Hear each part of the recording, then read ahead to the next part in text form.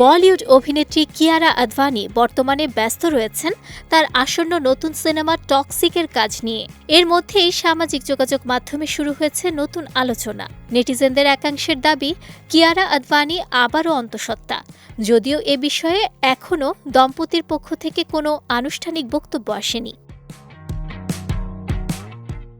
তবে আপাতত পুরো বিষয়টি গুজব ও অসমর্থিত জল্পনার মধ্যেই সীমাবদ্ধ রয়েছে। কিয়ারা আদভানি তার পরিবার কিংবা তার জনসংযোগ দলের পক্ষ থেকে এ বিষয়ে এখনও কোনো আনুষ্ঠানিক ঘোষণা বা সত্যতা নিশ্চিত করা হয়নি।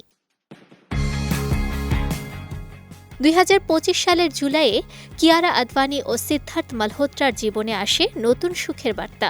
তাদের কোলজুড়ে জন্ম নেয় কন্যা সন্তান সারায়াহা। এরপর থেকেই মাতৃত্বের নতুন অধ্যায় উপভোগ করছেন কিয়ারা। পরিবারের সঙ্গে সময় কাটানোর পাশাপাশি নতুন এই দায়িত্ব ও জীবনের সঙ্গে নিজেকে মানিয়ে নিচ্ছেন তিনি। মাতৃত্বের নতুন দায়িত্ব সামলানোর পাশাপাশি নিজের ক্যারিয়ার ও ফিটনেসেও সমান গুরুত্ব দিচ্ছেন কিয়ারা। তবে এরই মধ্যে কোনো ধরনের তথ্য প্রমাণ বা আনুষ্ঠানিক নিশ্চিতকরণ ছাড়াই সামাজিক মাধ্যমে তার দ্বিতীয় সন্তান আসার গুঞ্জন ছড়িয়ে দিয়েছেন কিছু অনুরাগী।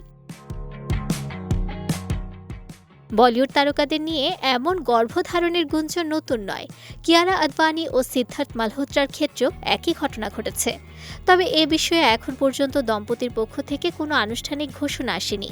তাই নির্ভরযোগ্য কোনো তথ্যের অভাবে বিষয়টিকে আপাতত নিছক গুজব ও ভিত্তিহীন জল্পনা বলে মনে করছেন বিনোদন অঙ্গনের অনেকেই।